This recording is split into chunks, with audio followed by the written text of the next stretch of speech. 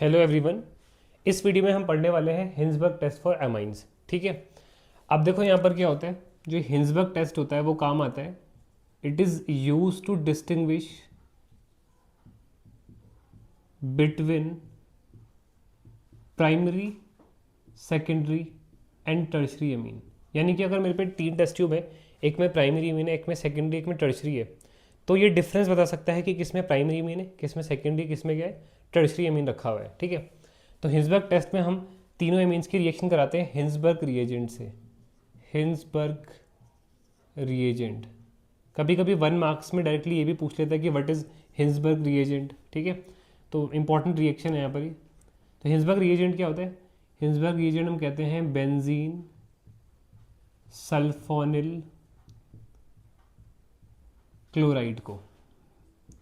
Benzene sulphonyl chloride, तो सबसे पहले बेंजीन बना लेंगे यहाँ पर हम। तो ये बेंजीन बन गई ऐसे। ठीक है, फिर आगे बोल रहे हैं सल्फोनिल, तो कहीं पर भी सल्फोनिल यानी कि SO2 लगा लो। बोला आगे क्लोराइड तो क्लोराइड लगा लो, तो ये हो जाएगा बेंजीन सल्फोनिल क्लोराइड। ठीक है, बेंजीन सल्फोनिल क्लोराइड, ये है हिंसबर्ग रिएजेंट।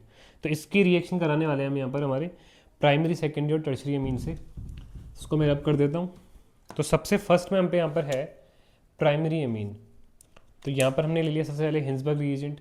बेंजीन को मैं PH से दिखा रहा हूँ, बेंजीन सल्फोनिल और क्लोराइड। ठीक है, इसकी रिएक्शन करा दी प्राइमरी अमीन से, यानी कि RnH2, this is primary amine.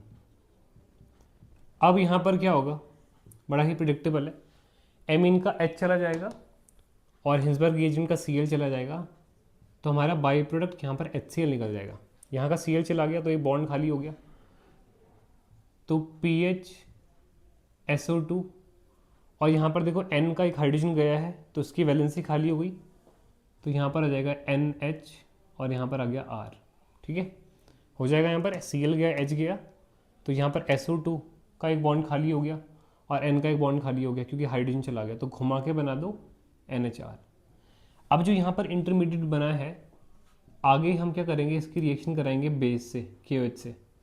अब देखो यहाँ पर अगर जो आपका ना एमीन की हिंसबर्ग रिएजेंट से रिएक्शन कराने के बाद, यह है आपका हिंसबर्ग रिएजेंट से कराने के बाद जो प्रोडक्ट बन रहा है, अगर इसके पास हाइड्रोजन है, एसिडिक हाइड्रोजन है, तो मतलब ये एसिड है, और एसिड है तो बेस में सॉल्युबल होगा।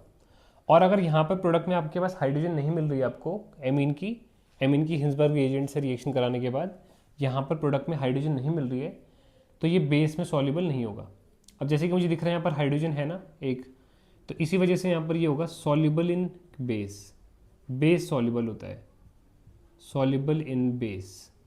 ठीक है, तो यहाँ पर देखो क्या हो जाएगा, एसिड का H चला गया, बेस का OH चला गया, यहाँ पर हमारा H2 निकल जाएगा और यहाँ पर हमारा प्रोडक्ट बन जाएगा PH SO3 और यहाँ पर N था, R था, एक H चला गया इसका, और यहाँ पर K है तो यहाँ पर आ जाएगा K, इस पर नेगेटिव, इस पर पॉजिटिव, ये सॉल्ट बन जाएगा हमारा यहाँ पर। ठीक है, तो प्राइमरी अमीन की पहचान क्या है? फर्स्ट स्टेप में रिएक्शन करेंगे, प्रोडक्ट बनेगा, और वो जो प्रोडक्ट होगा वो बेस सॉल्युबल होगा। ठीक है, अब देखते हैं सेकेंडरी अमीन के केस में क्या होता है। ये हो गया हमारा PH SO2 Cl, इसको क्या बोलते हैं, हिंसबर्ग रिएजेंट। ठीक है, बेंजीन सल्फोनिल क्लोराइड, इसकी रिएक्शन करा दी सेकेंडरी अमीन से, RNH और यहाँ पर भी R, ये है 2 डिग्री अमाइन। ठीक है, सेकेंडरी अमीन। फिर क्या करेंगे, वही हिंसबर्ग रिएजेंट का H और एमीन का, सॉरी हिंसबर्ग रिएजेंट का Cl और एमीन का H, तो यहाँ पर HCl हमारा बाई प्रोडक्ट निकल गया, और यहाँ पर देखो क्या बनेगा, बेंजीन ऐसी आ गया, सल्फोनिल ऐसी आ गया।